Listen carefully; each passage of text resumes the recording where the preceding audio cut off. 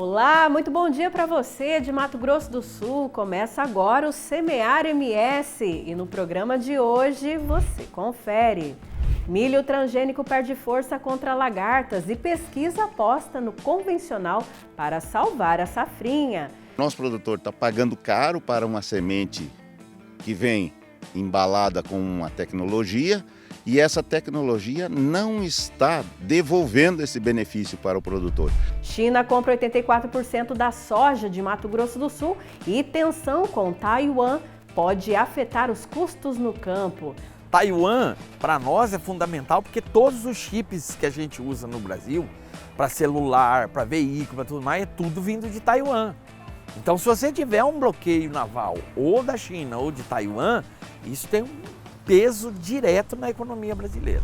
Da terra para a mesa, União de Famílias fortalece a agricultura familiar no Guaçuzinho. Através da associação conseguiria uma estrada melhor, conseguiria sêmens para inseminar os animais, o calcário para a terra, para corrigir o solo. E assim foi surgindo essa ideia e foi alimentando ela e foi criando a associação. E mais, no bate-papo com o produtor, nós vamos entender como os adubos orgânicos estão reduzindo os custos e aumentando a produtividade no campo. Eu estou trabalhando com coisa regional, eu não dependo de guerra, eu não dependo de nada. Sim. E o efeito ambiental, no solo eu estou pondo organismo, eu estou carbono, matéria orgânica, tudo que o químico não está colocando. Tudo isso e muito mais você confere agora no Semear MS.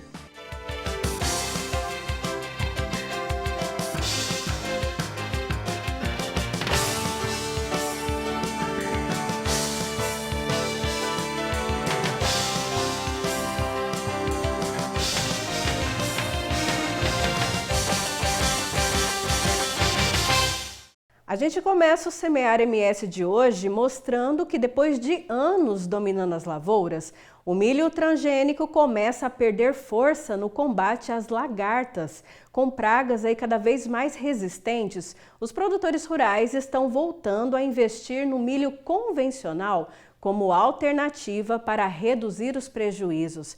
A nossa equipe foi até o campo para mostrar como o agro busca saídas para enfrentar o avanço das lagartas na safrinha.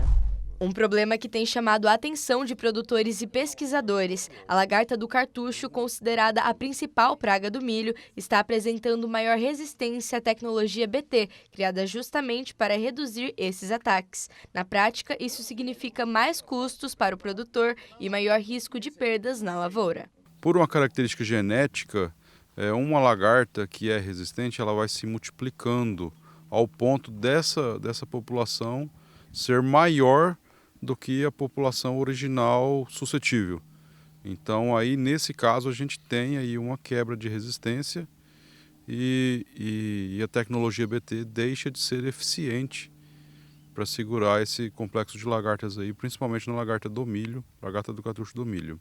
O avanço da resistência das pragas tem exigido uma mudança de estratégia no campo. Em algumas regiões, produtores já precisam intensificar o manejo para tentar controlar as infestações. Entre as medidas defendidas pelos especialistas estão o uso de defensivos biológicos, áreas de refúgio e o monitoramento constante das lavouras. O produtor ele vai ter que ter um manejo baseado em monitoramento muito mais intensificado do que ele vinha fazendo nas últimas safras aí, porque é uma praga de difícil controle, porque ela se abriga dentro do cartucho da planta, né? Então você tem o estágio ideal para você obter maiores eficiências. Então, se ele não estiver monitorando a sua lavoura periodicamente, ele deixa escapar aí esse período onde ele consegue fazer esse controle.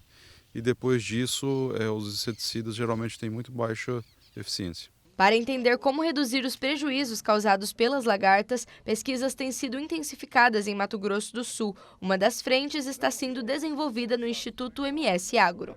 Esta área experimental foi implantada para avaliar o desempenho de novas variedades de milho convencional em condições reais de campo. A pesquisa busca identificar materiais mais resistentes ao ataque de lagartas, com menor dependência das tecnologias BT e redução no número de aplicações de inseticidas químicos. A proposta é encontrar um equilíbrio entre produtividade, custo e sustentabilidade, diante de um cenário em que muitos produtores relatam o aumento da pressão de pragas, mesmo em híbridos considerados de alta tecnologia.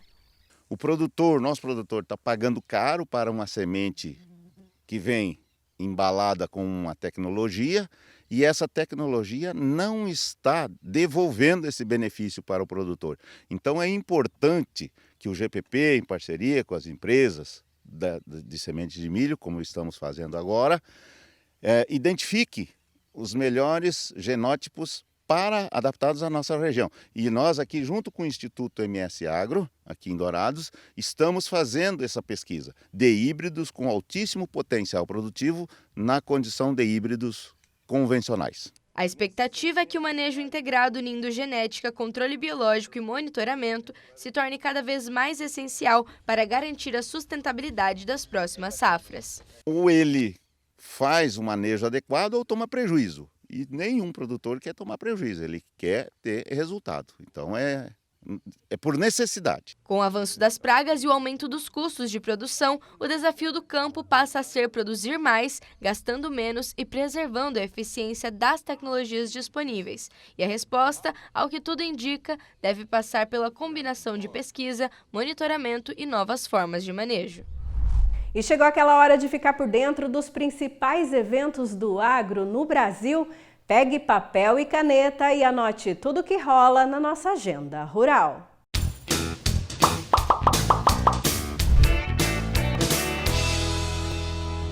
De 9 a 11 de junho, acontece a AquiShow Brasil, em Uberlândia, Minas Gerais. O evento é referência nacional na aquicultura e reúne produtores, empresas, pesquisadores e tecnologias voltadas à cadeia do pescado. De 10 a 13 de junho, acontece a Farm Show Mato Grosso, em Primavera do Leste, em Mato Grosso. A feira reúne expositores de máquinas, tecnologias agrícolas, palestras técnicas e oportunidades de negócios para produtores rurais de todo o país. De 24 a 26 de junho, acontece a Expomar em Itajaí, Santa Catarina.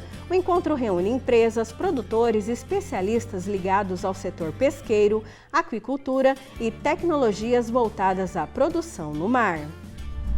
No próximo bloco, você confere. China compra 84% da soja de Mato Grosso do Sul e tensão com Taiwan pode afetar os custos no campo. E mais, da terra para a mesa, União de Famílias fortalece a agricultura familiar no Guaçuzinho. O Semear MS volta já.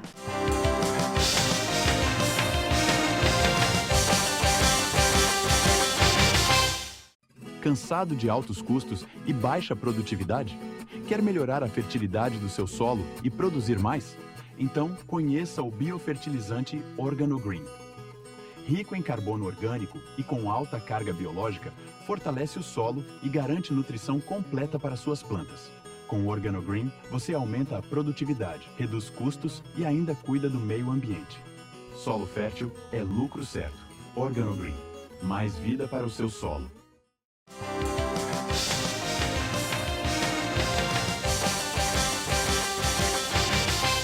Estamos de volta para falar que a guerra comercial entre a China, Taiwan e Estados Unidos acendeu um alerta no agro de Mato Grosso do Sul.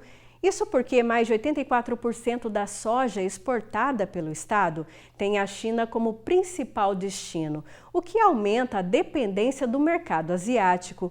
Um novo estudo da AproSoja Mato Grosso do Sul mostra que o aumento das tensões internacionais pode elevar o preço dos fertilizantes, do frete e dos insumos usados no campo.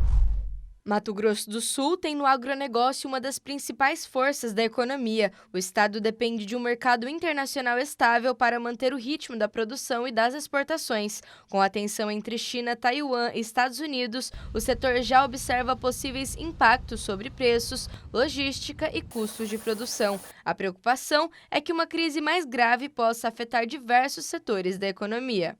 Basta que aconteça um bloqueio naval, por exemplo, da China, Taiwan, ou dos Estados Unidos à China, né, que impeça que cargas cheguem e saiam, porque, veja bem, nós não só dependemos de exportar para a China, Nós dependemos também de muita tecnologia que a gente compra da China. Taiwan, para nós, é fundamental porque todos os chips que a gente usa no Brasil, para celular, para veículo, para tudo mais, é tudo vindo de Taiwan. Então, se você tiver um bloqueio naval ou da China ou de Taiwan, isso tem um peso direto na economia brasileira. No campo, o impacto já é sentido antes mesmo de qualquer crise se consolidar. Com o dólar mais alto, produtos essenciais para a produção rural ficam mais caros, o que eleva o custo de produção e reduz a margem de lucro do produtor. Para muitos, o momento exige cautela e replanejamento dos investimentos para a próxima safra. Porque 76% do fertilizante que nós usamos é nitrogenado e fertilizante nitrogenado é produzido à base de petróleo. Então, como nós temos uma dificuldade de saída de petróleo do Oriente Médio para abastecer o resto do mundo, então hoje nós temos falta de petróleo. Com falta de petróleo, a indústria de fertilizante está produzindo menos, né? Existe inclusive o risco até de não entrega e por conta disso o preço se elevou de uma forma muito significativa. Entre os grandes produtores, o cenário é de atenção redobrada. A oscilação do mercado internacional torna o planejamento mais complexo e exigem decisões estratégicas sobre investimentos, compra de insumos e expectativa de produtividade. Com base nesses custos, o agricultor vai tomar a decisão do tipo de tecnologia que ele vai utilizar na lavoura. Tendo maior aumento de custo, menor margem, ele vai entrar numa tecnologia um pouco mais desfavorável para altas produtividades. E não é só a soja que sente os efeitos da economia mundial. Na agricultura familiar, o combustível mais caro aumenta o custo do frete e a queda no poder de compra da população reduz as vendas. Desafios que obrigam pequenos produtores a se reinventarem para continuar produzindo. O produtor rural Éder Antônio dos Santos Bertipaglia conta como esse cenário tem impactado as decisões dentro da propriedade. Para falar bem a realidade, todo mundo está com o poder aquisitivo mais baixo, né? Uns tempos para cá. Tanto para nós produtor quanto para quem vai consumir, né? Então, se eu não repassar, eu vou sendo prejuízo. E no final da balança, o próprio consumidor vai diminuindo o consumo. Então, para falar bem a realidade, nós diminuímos até a produção nossa por conta disso. Eu vinha numa média de 12 mil pés a cada 15 dias, eu estou agora caminhando só 10 mil. Mesmo diante das incertezas, o Brasil pode ganhar espaço como fornecedor estratégico da China, mas com o cenário internacional instável, o produtor rural segue entre o desafio dos custos mais altos e a incerteza sobre os impactos que uma crise maior pode trazer à economia e ao campo. A força da agricultura familiar ganha voz e espaço na região do Guaçuzinho, em Dourados. Em meio à lida diária no campo, pequenos produtores rurais encontraram na união uma forma de transformar desafios em oportunidades. A APRAF, a Associação dos Produtores Rurais da Agricultura Familiar do Guaçuzinho, nasceu de um sonho de famílias que acreditam que a terra, quando cultivada com dedicação e cooperação, pode garantir renda, dignidade e alimento na mesa de milhares de pessoas.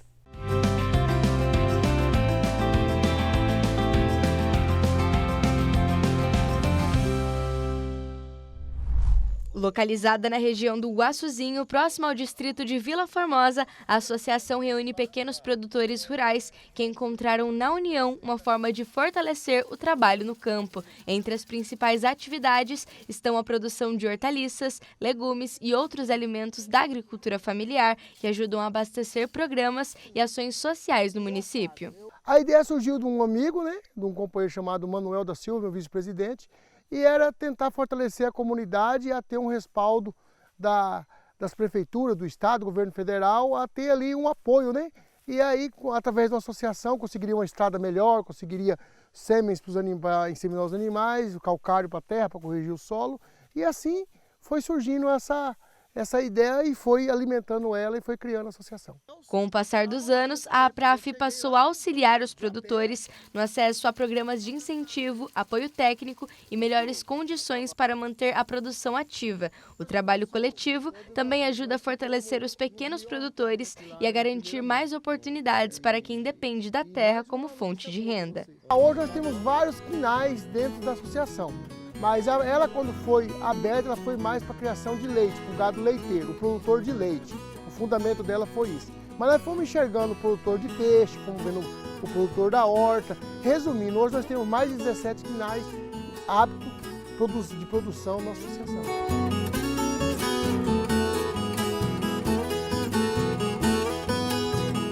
Criada em 2017, a Associação dos Produtores Rurais da Agricultura Familiar do Guaçuzinho, na zona rural de Dourados, surgiu para fortalecer a produção da agricultura familiar e organizar o trabalho de quem vive do campo. Por aqui, o trabalho começa cedo e é na terra que muitos produtores garantem o sustento e o alimento que chega à mesa da população.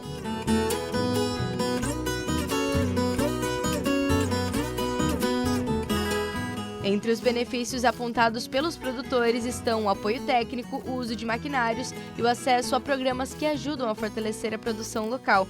O suporte também contribui para melhorar as condições de trabalho e ampliar as oportunidades para quem vive da produção rural. No meu caso, eu sou pequeno produtor. Eu tenho meu produto, tenho onde entregar. Eu tenho onde entregar. Esse programa que nós entregamos é o PENAI. Então, é um programa muito bom do governo, através da Secretaria de Agricultura, e é um programa bom demais, que você tem sua renda final de mês, e você produz, você tem sua renda, você trabalha, mas tem a sua volta, né? Um capital. E como qualquer atividade no campo, a rotina exige dedicação e muito trabalho. Para o Osmair, a produção depende de fatores como o clima, o cuidado diário e a persistência de quem tira da terra o próprio sustento. É levantar cedo. Primeira coisa, você olha a tua produção, né? Ah, tem um inseto que está atacando, você tem que ir em cima, você tem que fazer a sua irrigação e tem que estar de cima. Você não pode deixar Deus dará, não. Você tem que cuidar, então é isso que faz a gente ter essa produção que nós temos aqui. Mas apesar dos desafios, para muitos pequenos produtores, o trabalho no campo também é sinônimo de satisfação e orgulho. É da terra que vem o sustento de muitas pessoas e a certeza de que o esforço diário ajuda a alimentar milhares de famílias. É um orgulho muito grande meu, sinceramente, é um orgulho. E vai para uma mesa um produto que eu quero para mim, eu quero para o outro, né? Porque é tudo que você vê que é coisa de primeira que a gente tenta fazer o melhor.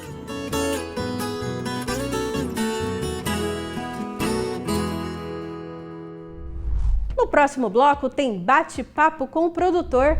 Nós vamos entender como os adubos orgânicos estão reduzindo os custos e aumentando a produtividade no campo. Fique com a gente, o Semear MS volta já.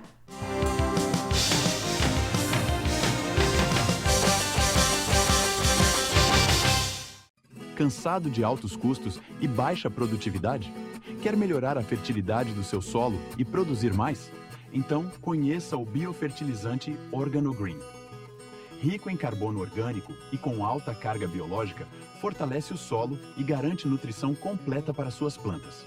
Com o OrganoGreen, você aumenta a produtividade, reduz custos e ainda cuida do meio ambiente.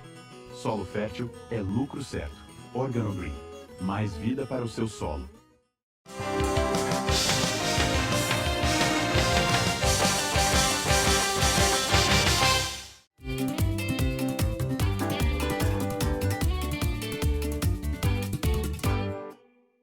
Olá, começa agora o bate-papo com o produtor e o tema de hoje é a adubação orgânica com menos custos e mais produtividade no campo.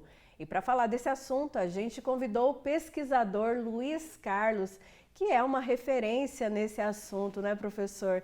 Mas antes, né, de falar de adubação orgânica, não dá para convidar o senhor, né, para vir para cá sem falar de rotação de culturas, né? Que o senhor tem um experimento aí há mais de 17 anos na UFGD. E eu queria começar perguntando para o senhor, o que te motivou a iniciar esse experimento, né, há 17 anos atrás? Como que era, né, a cultura local aqui?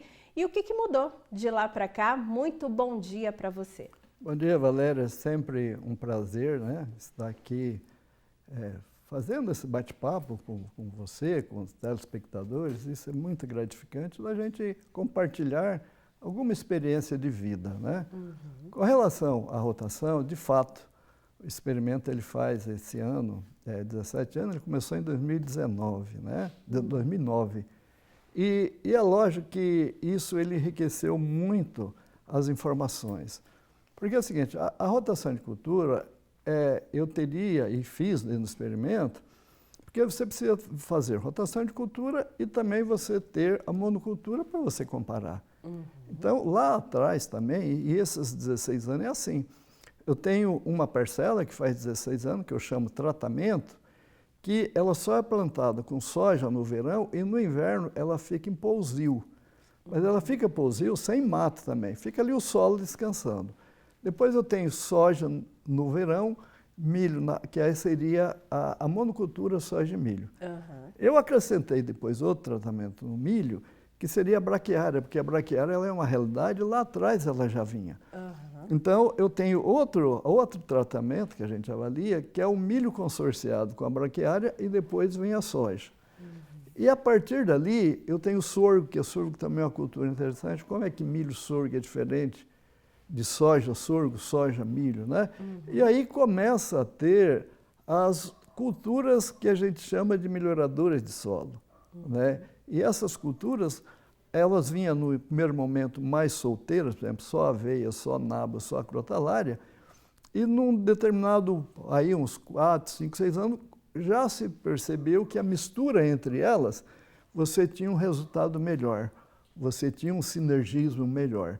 E aí também, a partir daí, nós começamos também a ver o que a gente chama de mix, que é a mistura de várias espécies. A gente vê muito a questão do mix de cobertura, né? Isso, inclusive na exatamente. FGV existe, né? Um campo experimental lá sobre Ótimo, isso. Até queria te perguntar, professor, quais são as plantas, né, de cobertura aí que são mais adaptáveis aqui para a nossa região?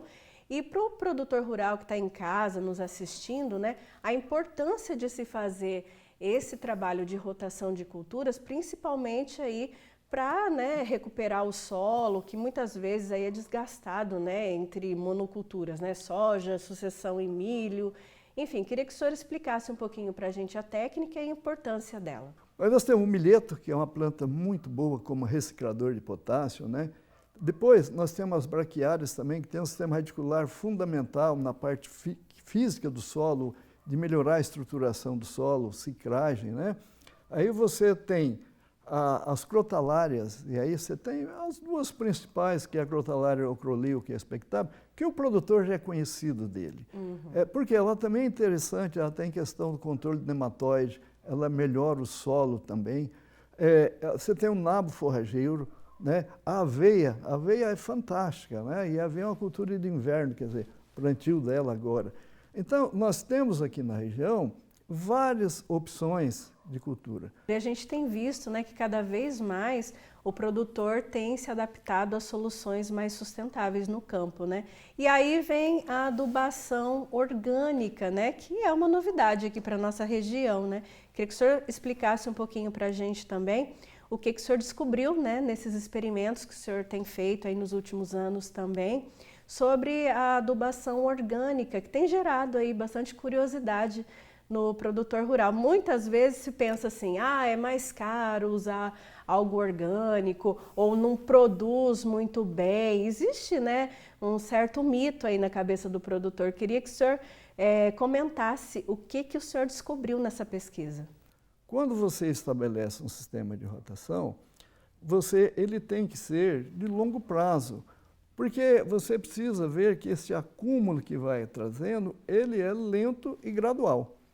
Então, o que acontece? Nos primeiros 5 anos, a rotação bacana ali, experimenta as plantas, você olhava, estava bacana, mas quando colhia, as produtividades dos primeiros 5 anos, elas não eram tão maior do que os vizinhos.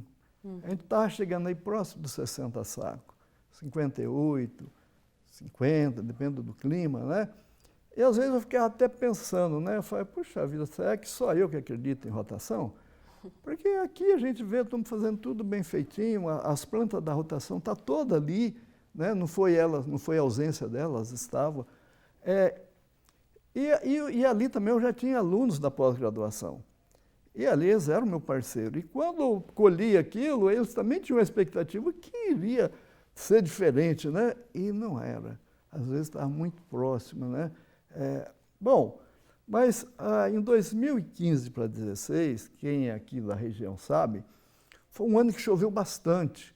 Foi um ano que precisou abrir valetas para poder as máquinas entrar, porque foi uma chuva intensa mesmo, né? Uhum. Aquele ano foi o ano da virada, então eu estava no 5º ano. Você imagina, eu saí dos 58 para 70, 80, 90 sacas. Nossa! Aquilo foi assim, foi um espetáculo. Eu nunca tinha visto uma planta produzindo tanto. O que é produzir uma planta? Com muito mais vagens por planta, né? Peso de grãos maior, essa melhoria que você foi fazendo no solo com o passar dos anos. Bacana. Então, quer dizer, depois de 5 anos, houve aquela, vamos dizer assim, explosão. De produção de grandes produções. E a partir Ou seja, dali, não é imediato, né, não professor? É imediato, mas assim, há pequenas melhorias. Porque você vê bem, a cultura da soja, ela é uma cultura que não é fácil você ter aumentos rápidos nela. O milho não, às vezes eu posso passar um milho de 5 toneladas para 8, porque ele responde, ele é uma planta que ele é responsiva. A soja não, para eu passar de 3 toneladas para 4, ela não é tão rápida. E aí que eu falo para você, essa rotação, a melhoria de variedades, a melhoria do ambiente, isso é notório. E depois de 17 anos, você vê, mesmo quando você tem clima ruim e tal, eu sempre estou produzindo aí 65, 70, quando às vezes na região é 40. Uhum. Lá na rotação, o que eu percebi? Lá eu não usava especificamente um adubo orgânico. Certo. Ali a minha matéria orgânica, ela vinha das plantas. Uhum. E ao longo do ano, só para você ter ideia, é muito difícil você acumular matéria orgânica no solo. Por quê? Nós temos um clima tropical onde você tem temperaturas altas, né? Uhum. E umidade alta. Sim. Então, a perda desse carbono, porque na verdade a matéria orgânica é carbono. Sim. Quando eu pego aquela massa de palha lá, de soja, de milho que você pega na palha mesmo, ali dentro está cheio de carbono. Às vezes você tem aí, depende da região, você tem região que tem bastante avicultura. Uhum. Então, a matéria-prima principal lá é a cama de aviário. Isso. Né? Às vezes, suínos, tal. Nesses produtos, nessa composição, tem sim composto orgânico, você tem carbono, você tem os micronutrientes, macronutrientes, né? Tudo que ia ser descartado na natureza pode ser recuperado. Só que é o seguinte, ele não pode ser recuperado, ele não pode ser utilizado na maneira que você tira e aplica, porque ele precisa sofrer essa transformação, essa decomposição. Isso. Porque isso, inclusive, a normativa do Ministério, porque se eu jogar isso sem ter uma decomposição, eu posso estar jogando patógeno, entendeu? Para o pasto, para onde eu quero jogar. Então, hoje existe normativa que você tem que transformar isso em orgânico. E isso é através de decomposição. Então, você vai ter que ter um tempo onde você está mexendo até isso decompor. O orgânico é quando eu pego diferentes fontes de matéria-prima, e quanto mais fonte eu pegar, mais eu estou enriquecendo. Então, por exemplo, se eu pego a cinza, e ali naquela lenha que foi queimada, ela tinha bastante, principalmente potássio, ela tem a quantidade boa, né? E aí, quando você vê esse orgânico, aí você traz a palha lá da cana, da usina, lá, os palhiços, né? Aí você traz dos frigoríficos, que seja de aves, de suíno, você traz tudo aquilo que é descartável, que foi descartável no processo de industrialização, e isso ficaria lá como um passivo ambiental. O organomineral é quando eu acrescento, normalmente, por exemplo, eu tenho 90% de adubo orgânico e adiciono 10% do químico. Mas isso já reduz bastante, né, professor, o uso de químico na produção, né? Porque você usa bem pouquinho, no caso, né, e além disso, você, na produção do organomineral, você tem ainda esses adubos que você pega, que são adubos de fundo da área, ou se é de navio, que seja, que ele é um adubo que ele já que ele estava granulado, ele já virou um pouco mais farelado. Aquilo é mais barato. Certo. Mas a qualidade dele é igual. O senhor conseguiu comprovar nessa pesquisa se há uma redução de custos utilizando adubação orgânica e organomineral? Valéria, essas questões, e agora, principalmente quando você tem problemas mundiais de guerra, igual nós estamos tendo, e nós temos uma dependência muito grande de fósforo, de potássio, de nitrogênio, principalmente da Ucrânia, da Rússia, que vem. Esses dias aí, o MAP, que é um adubo bastante utilizado, ele chegou a 6.600 a tonelada. Hoje ele deve estar próximo de 5.500, 5.600. E todo depois esse complexo, ele vai subir, certo? Ele sobe, então ele agrega preço. E nós vimos que a soja e o milho está estável, né? Então, quer dizer, o adubo sobe e o produto não. Então eu tenho um desequilíbrio. Quer dizer, o que eu vou fazer? De repente eu nem vou adubar, porque está tão caro e eu estou numa situação onde meus preços não acompanhou, e é cruel isso aí.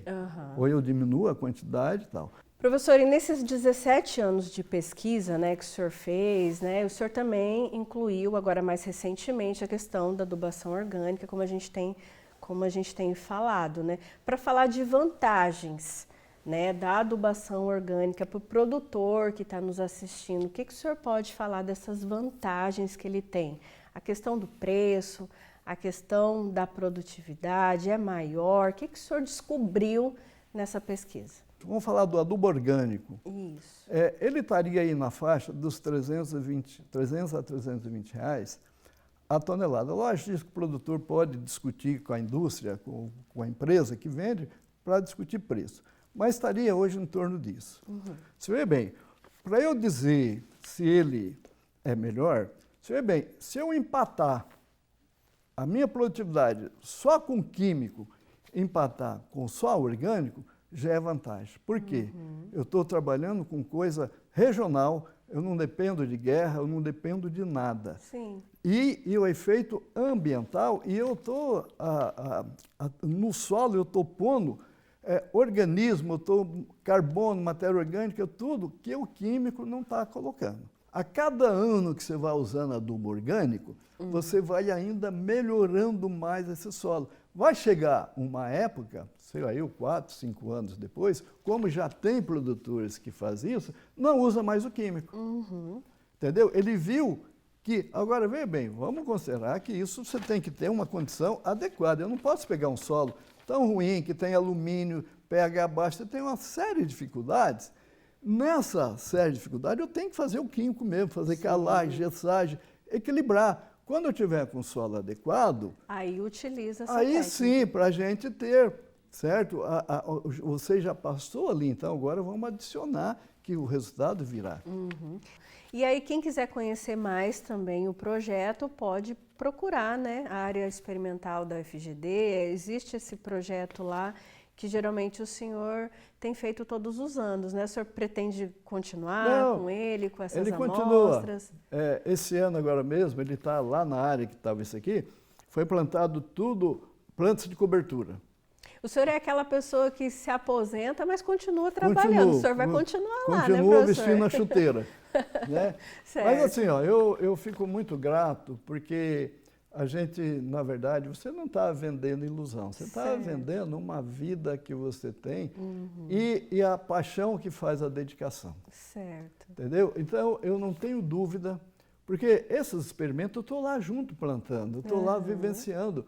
Eu não vou lá para falar o que foi feito aqui, mas parece que não foi bem feito. Não, eu sou cúmplice, certo? E na colheita, que a gente vai avaliar todas as informações, eu estou lá, porque você tem que ter uma metodologia, você não pode trabalhar com os dados, mas eu não concordei com isso. Não, se eu não concordar, é porque foi. Eu estava lá e foi aquilo que teve. Então a gente fica contente, né? Tanto o experimento de rotação de cultura, que está lá no campo, e esse que são experimentos diferentes, nós vamos ter mais uns 2, 3 anos, mas eu não tenho dúvida, e falo para você sem nenhuma dúvida, que você pode substituir, desde que o solo esteja corrigido, o adubo químico pelo adubo orgânico. Tá? E essas 3 toneladas, ela vem assim, porque você tem que pensar no lado econômico. Você poderia falar, e 4 toneladas? Poderia ser melhor, mas já vai ficando mais caro. Certo. Então, eu tenho que adequar o custo com a eficiência. Ou seja, né, professor, a gente só tem ganhos, né? O produtor rural, além de gastar menos, ele produz mais e ainda cuida do meio ambiente, né? É isso mesmo, Valéria. E outra coisa, o meio ambiente no seu contexto, porque ele está pegando os passivos aí das indústrias, que é fundamental isso. É uma parceria de mão dupla. Tudo que ia para descarte a gente, né, tem Exatamente. aproveitado e tem utilizado aí na produção e que aí o nosso estado cada vez mais utilize essa técnica aí para a gente cuidar cada vez mais do nosso meio ambiente. Quero agradecer mais uma vez a oportunidade, né, de o senhor vir aqui falar com a gente e ajudar o produtor rural que está nos assistindo aí na sua tomada de decisão. Muito obrigada, professor. Eu que agradeço. Tá aí, esse foi o bate-papo com o produtor dessa semana. E o Semear MS também vai ficando por aqui. A gente se vê no próximo programa. Até lá!